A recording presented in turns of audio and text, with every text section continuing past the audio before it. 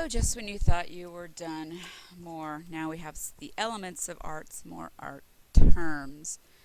Line, yes. The path of a point moving in space could be horizontal, vertical. For stable, static feeling, vertical lines move upward like medieval churches. Horizontal lines suggest peace, while jagging lines suggest activity. Shape and form. Shape defines two-dimensional area of an object. Form are objects that have three-dimension length, width, and depth.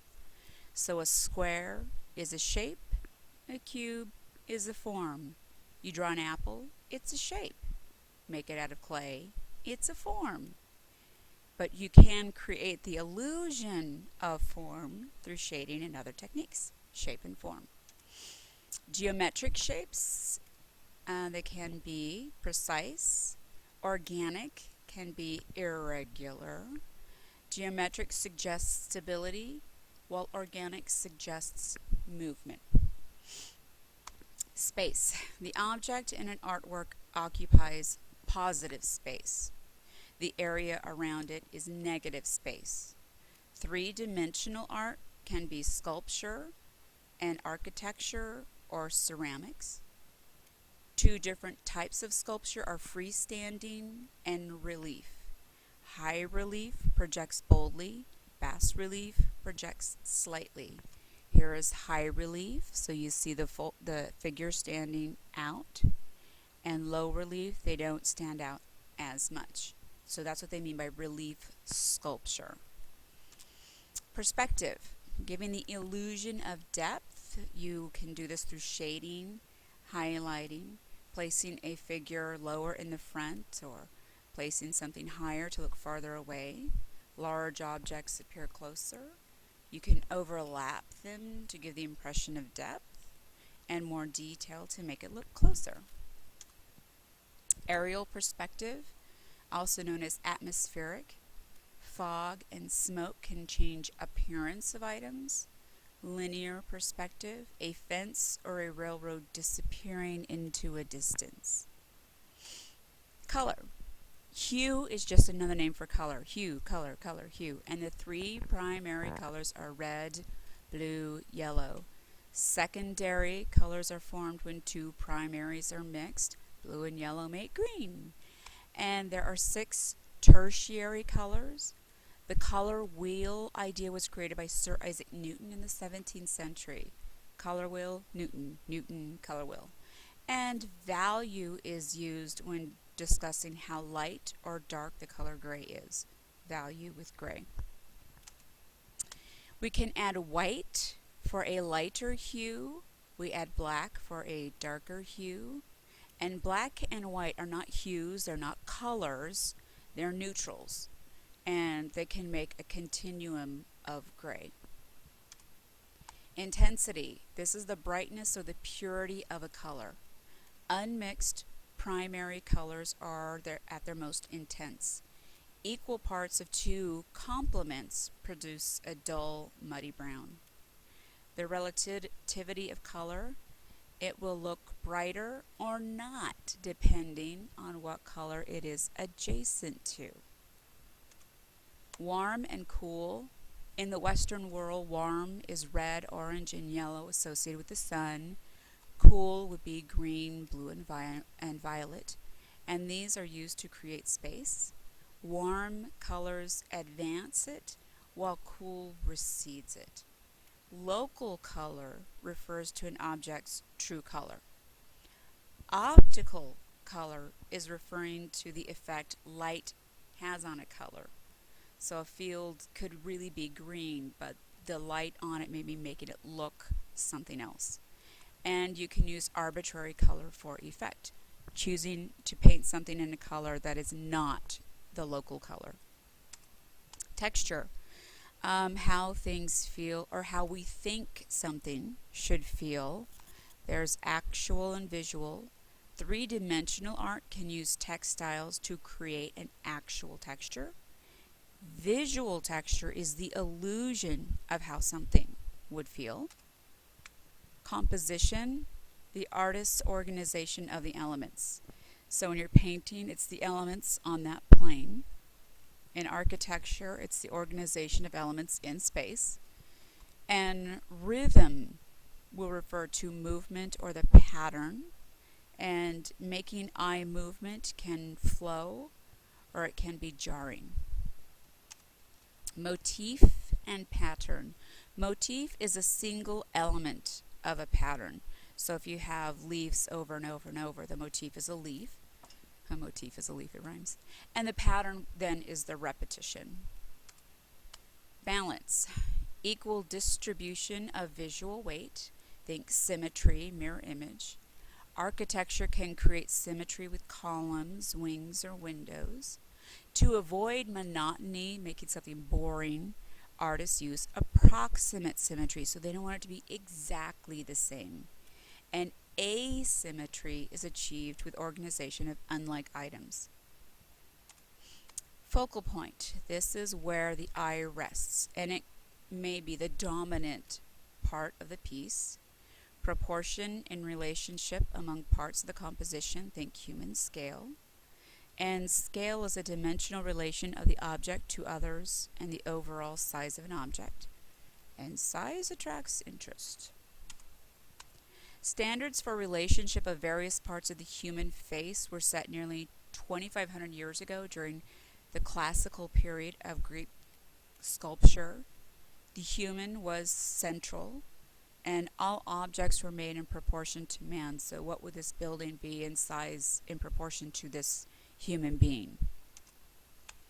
Processes and techniques. Drawing, pen, pencil, ink, charcoal, crayon.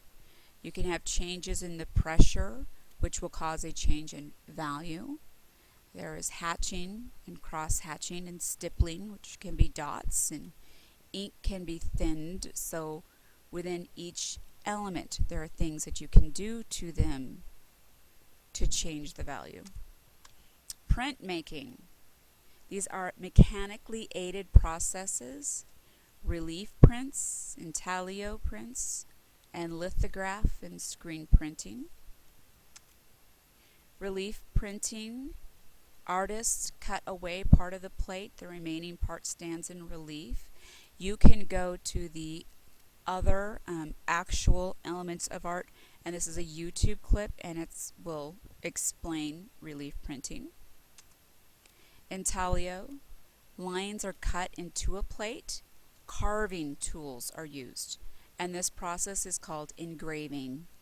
Etching is when the design is incised in wax or varnish and plate is immersed in acid.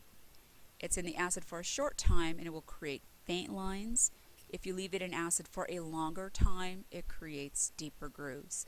And same thing, you can go to YouTube and watch the process of intaglio printing. Lithography. Image is drawn with a waxy crayon on a surface. The greasy image will harden and then the plate is immersed in water. The ink will then adhere to the wax. It's very complex and demanding, but doesn't require special skill. So again, you can go to the YouTube and watch that. And screen printing. Images transferred. Mexican Revolution used this because they were very cheap and easy to do, and it's been used since 15th century, and this is what we use for t-shirts. So again, there's a clip you can watch. Painting. 3 different materials: pigments, binders, and solvents. Pigments were finely ground materials: clay, gemstone, minerals, plants, insects. You had to get these and grind them up. The binders were then the powdered elements being mixed with egg or linseed oil or wax to enable them to stick to a surface. So you had to grind the elements, then you had to find something to get the elements to stick together. So you had to create your own paint. And solvents, they are water or oil added to change the consistency and alter the drying time. Paint could be applied to a variety of surfaces: boards, paper, canvas, walls. Could be used with brushes, fingers, sticks, palette knives. Fresco, that's going to be painted on a wall or a ceiling, and the artist would apply the pigment with water and apply it to the wet plaster. So buen fresco, true fresco.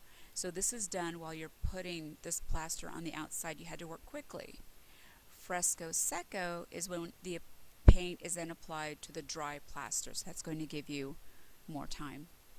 There were frescoes found in Pompeii, in medieval and Renaissance churches, and Diego Rivera used this for his murals. Oil paint was not widely used until the 1400s. Tempera was used more often before that. Tempera is water-based and uses egg as a binder.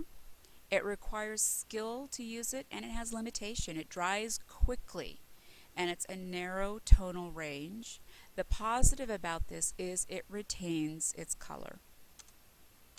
Oil paintings are more versatile because they are easily mixed and can be thinned. You can put translucent layers on to create a vibrancy that is not possible with tempera. It can be thick and lumpy for an impasto effect.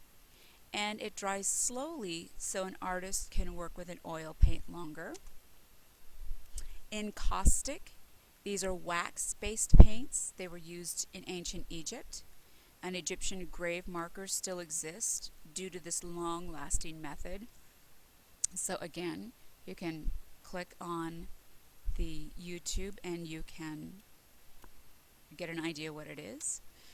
Gouache is water-based opaque paint, similar to tempera, had more body, but it dries more slowly than tempera.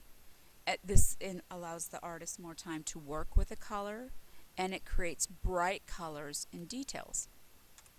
Watercolor, transparent, and the color of the paper affects the color of the paint. You want to put the lightest color first, then the darkers. You move from background to foreground, and it can be very broad to detail, but the mistakes are easily shown, so you have to be very careful with watercolor. Acrylic, the more recent paint, very versatile. You don't need a slow buildup of the paints. You can't achieve with it some subtleties that the other paints could, but artists who have allergies to oils or turpentines can use acrylics. Photography. Mid-19th century, painters felt pressure to achieve more realistic effects because of photography, but then artists broke away from that pressure and went abstract the other way. And at first, photography was not considered an art form. It has been now in the 20th and 21st century, and as technology changes, so does the art form. And film is also a new medium, movies, new medium. Sculpture, created in 4 basic ways: carving, modeling, casting, or construction. We have the freestanding, such as David, or figures attached to a structure like doors. Reliefs, high and low, that has a limited range. Freestanding, you can look at it from all angles, walk around it, but relief, you have to look at it from certain angles. Subtractive form, since material is taken away, and it can be miniature or massive in size. Soft material can be formed by hand, clay, wax, plaster, even paper mache.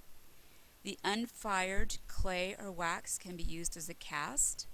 The form will then be encased in plaster. Then that creates a mold. The mold will be filled, and more than one can be made, and it can be cast in plaster, metal, or resin. Metal sculptures. They can be welded from sheet metal, or they can be bent wire. Some people use paper, board, wood that's cut and glued or nailed and possibly painted. Found objects can be used. Some of these sculptures can have moving parts. Alexander Calder created mobiles, and they can also use a variety of motors or pulleys, ropes or pumps. And here's an example of an Alexander Calder mobile. And then here is an example with wire that is simply bent and shaped. And we'll end here, but yes, there's more to follow.